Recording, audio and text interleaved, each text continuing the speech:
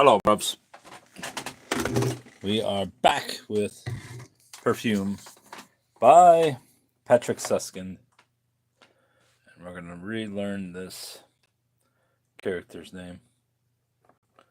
The priest. Nuyil.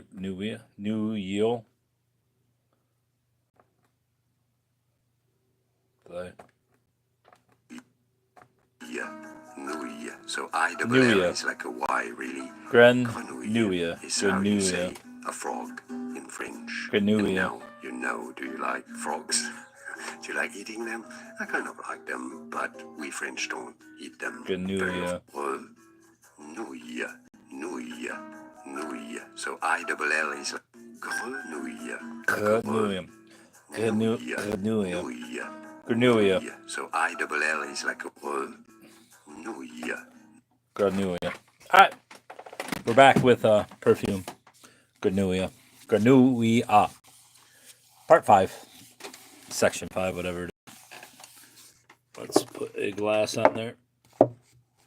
Unlock more savings in the What program. the fuck? On top of low prices, shop the weekly ad and clip digital coupons What worth are you over doing? $600 in savings every week. What are Plus, you track fuel doing? points and save up to $1 per gallon. Save big in the app today. Motherfucker. Kroger, fresh for everyone. Granuia. Get the fuck off my screen, you piece of shit. God damn it. Granuia. Granuia. Alright. Part 5. Looked at objectively, however, Granuia. There was nothing at all about him to instill terror. As he grew older, he was not especially big, nor strong. Ugly, true, but not so extremely ugly that people would necessarily have taken fright at him. He was not aggressive, nor underhanded, nor furtive. He did not provoke people. He preferred to keep out of their way, and he appeared to possess nothing, even approaching a fearful intelligence. Not until age 3 did he finally begin to stand on 2 feet.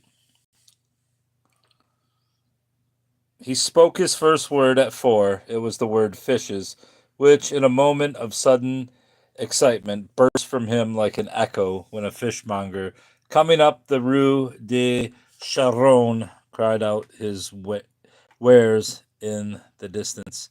The next words he parted with were Pelargonium, goat stall, Savoy cabbage, and Jacques Leroux. This last being the name of a gardener's helper from the neighboring convent of the Fille de la Croix, who occasionally did rough, indeed very rough work for Madame Grilliard, and was most conspicuous for never once having washed in all his life. He was less concerned with verbs, adjectives, and expletives, except for yes and no, which, by the way, he used for the first time quite late. He used only nouns, and essentially only nouns for concrete objects. Perfume by Patrick Suskind. Kurt Cobain said it was his favorite book, and I happened to find it last week, so I'm reading it. He used only nouns, and essentially only nouns for concrete objects, plants, animals, human beings, and only then if the objects, plants, animals, or human beings would subdue him with a sudden attack of odor. One day, as he sat on a cord of beechwood logs, snapping and cracking in the March sun, he first uttered the word wood. He had seen wood 100 times before, had heard the word 100 times before. He understood it too, for he had often been seen to fetch wood in winter, but the object called wood had never been of sufficient interest for him to trouble himself to speak its name. It happened first on that March day as he sat on the cord of wood. The cord was stacked beneath overhanging eaves and formed a kind of bench along the south side of Madame Galliard's shed. The top logs gave off a sweet, burnt smell, and up from the depths of the cord came a mossy aroma, and in the warm sun bits of resin odor crumbled from the pine wood planking of the shed. Granuia Granuia, is that how it's said? Granuia sat on the logs, his legs outstretched, and his back leaned against the wall of the shed. He had closed his eyes and did not stir. He saw nothing, he heard nothing, he felt nothing. He only smelled the aroma of the wood rising up around him, to be captured under the bonnet of the eaves. He drank in the aroma, he drowned in it, impregnating himself through his innermost pores until he became wood himself. He lay on the cord of wood like a wooden puppet, like Pinocchio, as if dead, until after a long while, perhaps a half hour or more, he gagged up the word wood. He vomited the word up, as if he were filled with wood to his ears, as if buried in wood to his neck, as if his stomach, his gorge, his nose were spilling over with wood. And that brought him to himself, rescued him only moments before the overpowering presence of the wood, its aroma, was about to suffocate him. He shook himself, slid down off the logs, and tottered away as if on wooden legs. Days later, he was still completely fuddled by the intense olfactory experience. And whenever the memory of it rose up too powerfully within him, he would mutter imploringly over and over, wood, wood. And so he learned to speak. With words designating non smelling objects, with abstract ideas and the like, especially those of an ethical or moral nature, he had the greatest difficulty. He could not retain them, confuse them with one another, and even as an adult used them unwillingly and often incorrectly. Justice, conscience, God, joy, responsibility, humility, gratitude, etc. What these were meant to express remained a mystery to him. On the other hand, every day language soon would prove inadequate for designating all the olfactory notions that he had accumulated within himself. Soon he was no longer smelling mere wood, but kinds of wood, maple wood, oak wood, pine wood, elm wood, pear wood, old, young, rotting, moldering, mossy wood, down to single logs, chips, and splinters, and could clearly differentiate them as objects in a way that other people could not have done by sight. It was the same with other things. For instance, the white drink that Madame Galliard served her wards each day. Why should it be designated uniformly as milk when, to Grenouille's senses, it smelled and tasted completely different every morning, depending on how warm it was, which cow it had come from, what that cow had been eating, how much cream had been left in it, and so on? Or why should smoke possess only the name smoke, when from minute to minute, second to second, the amalgam of hundreds of odors mixed iridescently into every new and changing unities as the smoke rose from the fire? Or why should earth, landscape, air, each filled at every step and every breath with yet another odor, and thus animated with another identity, still be designated by just those three coarse words? All these grotesque incongruities between the richness of the the world perceivable by smell and the poverty of language were enough for the lad Grenouille to doubt if language made any sense at all, and he grew accustomed to using such words only when his contact with others made it absolutely necessary. That's hot. At age 6, he had completely grasped his surroundings olfactorily. don't know why it would be hot when it's a fucking fire inside a bottle.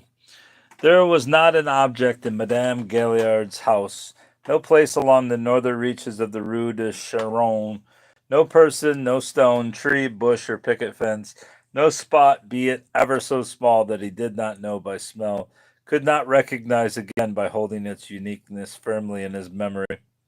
He had gathered tens of thousands, hundreds of thousands of specific smells and kept them so clearly, so randomly at his disposal that he could not only recall them when he smelled them again, but could also actually smell them simply upon recollection. And what was more, he even knew how, by sheer imagination, to arrange new combinations of them to the point where he created odors that did not exist in the real world. It was as if he were an autodidact possessed of a huge vocabulary of odors that enabled him to form at will great numbers of smelled sentences, and at an age when other children stammer words so painfully drummed into them to formulate their first very inadequate sentences describing the world. Perhaps the closest analogy to his talent is the musical wonderkind who has heard his way inside melodies and harmonies to the alphabet of individual tones and now composes completely new melodies and harmonies all on his own. With the one difference, however, that the alphabet of odors is incomparably larger and more nuanced than that of tones, and with the additional difference that the creative activity of Grenouille, the wonderkind, took place only inside him and could be perceived by no one other than himself. To the world he appeared to grow ever more secretive. What he loved most was to rove along alone through the northern parts of the Faubourg Saint Antoine, through vegetable gardens and vineyards, across meadows. Sometimes he did not come home in the evening, remained missing for days, the rod of punishment awaiting him. He bore without a whimper of pain, confining him to the house, denying him meals, sentencing him to hard labor. Nothing could change his behavior. 18 months of sporadic attendance at the parish school of Notre Dame de Bon Secours had no observable effect. He learned to spell a bit and to write his own name, nothing more. His teacher considered him feeble-minded. Madame Galliard, however, noticed that he had certain abilities and qualities that were highly unusual, if not to say supernatural. The childish fear of darkness and night seemed to be totally foreign to him. You could send him any time on an errand to the cellar, where other children hardly dared go even with a lantern, and out to the shed to fetch wood on the blackest night, and he never took a light with him and still found his way around and immediately brought back what was demanded, without making one wrong move, not a stumble, not one thing knocked over. More remarkable still, Madame Galliard thought she had discovered his apparent ability to see right through paper, cloth, wood, even through brick walls and locked doors. Without ever entering the dormitory, he knew how many of her wards and which ones were in there. He knew if there was a worm in the cauliflower before the head was split open, and once she had hidden her money so well that she couldn't find it herself. She kept changing her hiding places. He pointed without a second search to a spot behind the fireplace beam, and there it was. He could even see into the future because he would infallibly predict the approach of a visitor long before the person arrived, or of a thunderstorm when there was not the least cloud in the sky. Of course, he could not see any of these things with his eyes, but rather caught their sense with a nose that from day to day smelled such things more keenly and precisely. The worm in the cauliflower, the money behind a beam, and people on the other side of a wall or several blocks away. But Madame Galliard would not have guessed that face in her wildest dream, even if that blow with the poker had left her olfactory organ intact. She was convinced that, feeble-minded or not, the lad had second sight, And since she also knew that people with second sight bring misfortune and death with them, he made her increasingly nervous.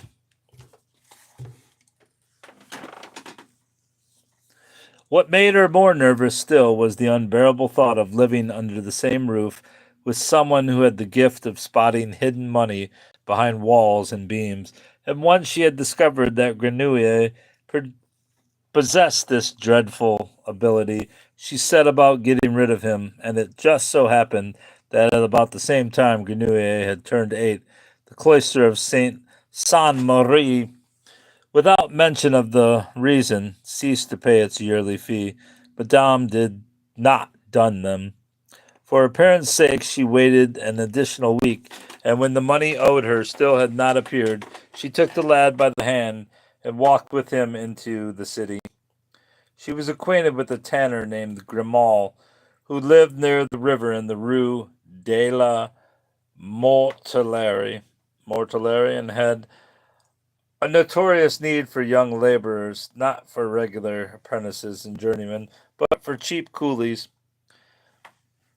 There were certain jobs in the trade, scraping the meat off rotting hides, mixing the poisonous tanning fluids and dyes, producing the caustic lye so perilous that, if possible, a responsible tanning master did not waste his skilled workers on them, but instead used unemployed riffraff, tramps, or indeed stray children, about whom there would be no inquiry in dubious situations. Madame Gouriard knew, of course, that by all normal standards, Grenouille would have no chance of survival in Grimal's tannery. But she was not a woman who bothered herself about such things. She had, after all, done her duty. Her custodianship was ended. What happened to her ward from here on out was not her affair. If he made it through, well and good. If he died, that was well and good too. The main thing was that it all be done legally. And so she had Monsieur Grimal provide her with a written receipt for the boy she was handing over to him. Gave him in return a receipt for her brokerage fee of 15 francs, and set out again home in the Rue de Charonne. She felt not the slightest twinge of conscience.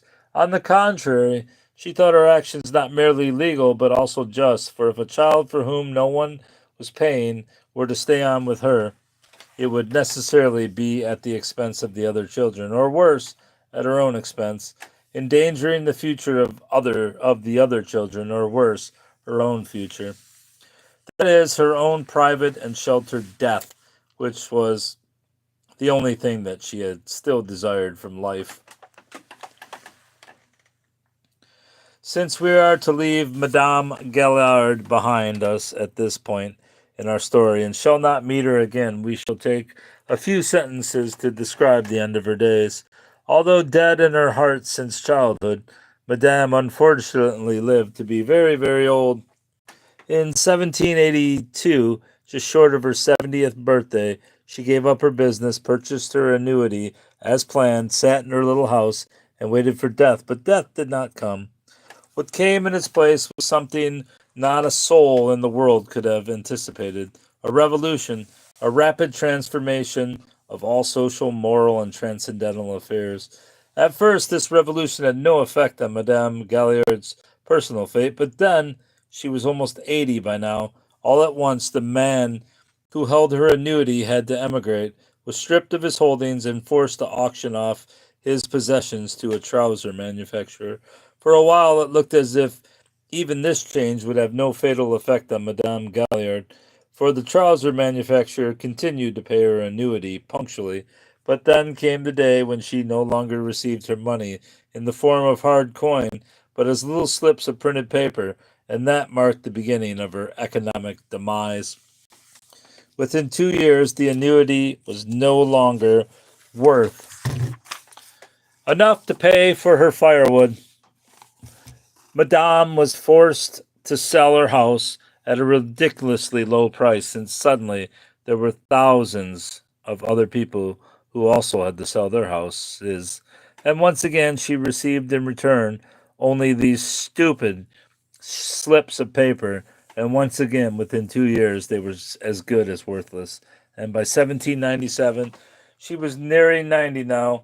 She had lost her entire fortune, scraped together from almost a century of hard work, and was living in a tiny furnished room in the Rue des Coquilles.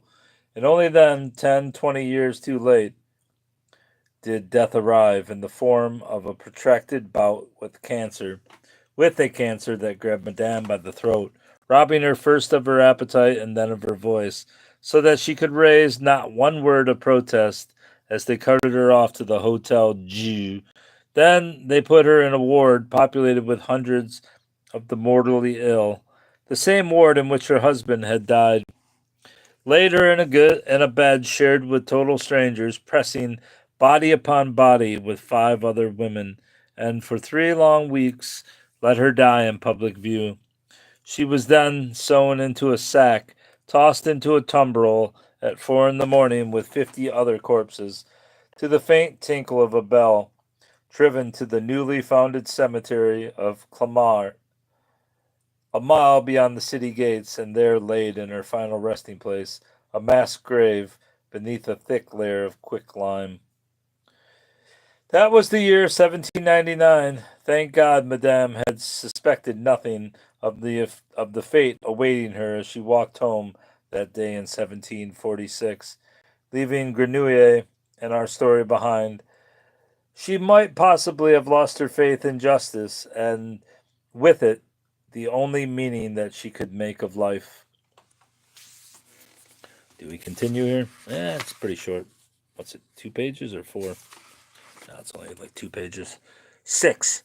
From his first glance at Monsieur Grimaud, no, from the first breath that sniffed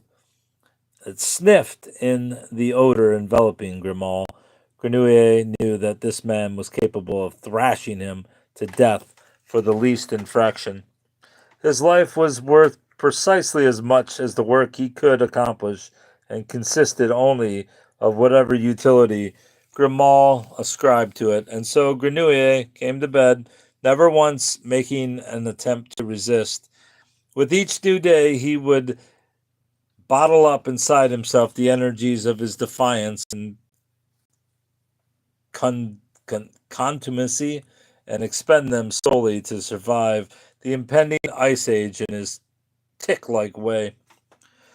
Tough, uncomplaining, inconspicuous, he tended the light of life's hope as a very small but carefully nourished flame.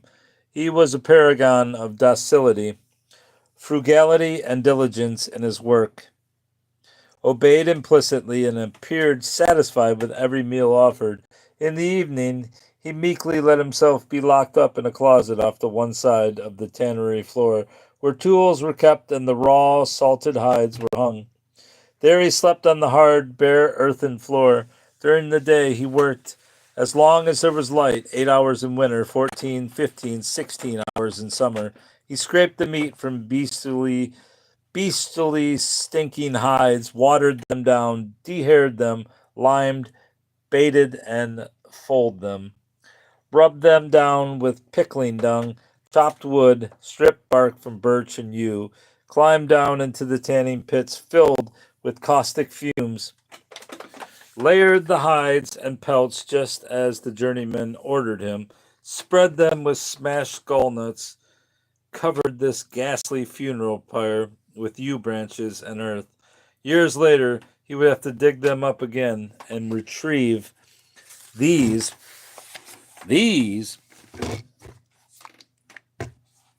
mummified hide carcasses, now tanned leather, from their grave. When he was not burying or digging up hides, he was hauling water. For months on end, he hauled water up from the river, always in 2 buckets, hundreds of bucketfuls a day. For training requires vast quantities of water, for soaking, for boiling, for dyeing. For months on end, the water hauling left him without a dry stitch on his body. By evening, his clothes were dripping wet, and his skin was cold and swollen, like a soaked chamois. After 1 year of an existence more animal than human, he contracted anthrax, a disease feared by tanners and usually fatal. Grimal had already written him off and was looking around for a replacement, not without regret, by the way, for he had never before had a more docile and productive worker than this Grenouille. But contrary to all expectation, Grenouille survived the illness. All he bore from it were scars from the large black carbuncles behind his ears and on his hands and cheeks, leaving him disfigured and even uglier than he had been before.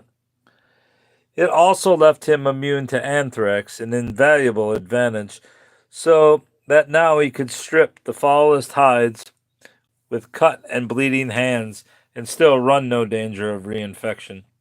This set him apart not only from the apprentices and journeymen, but also from his own potential successors. And because he could no longer be so easily replaced as before, the value of his work and thus the value of his life increased. Suddenly, he no longer had to sleep on bare earth, but was allowed to build himself a plank bed in the closet, was given straw to scatter over it, and a blanket of his own. He was no longer locked in at bedtime. His food was more adequate. Grimal no longer kept him as just any animal, but as a useful house pet. When he was 12, Grimal gave him half of Sunday off, and at 13 he was even allowed to go out on weekend evenings for an hour after work and do whatever he liked. He had triumphed, for he was alive, and he possessed a small quantum of freedom sufficient for survival. The days of his hibernation were over. Grenouille, the tick, stirred again. He caught the scent of morning. He was seized with an urge to hunt.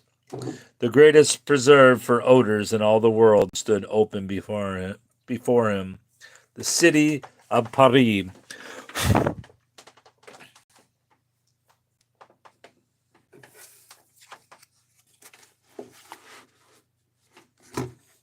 And that's the end of section 6. Bubba. And we're calling it a day. You arrived too late.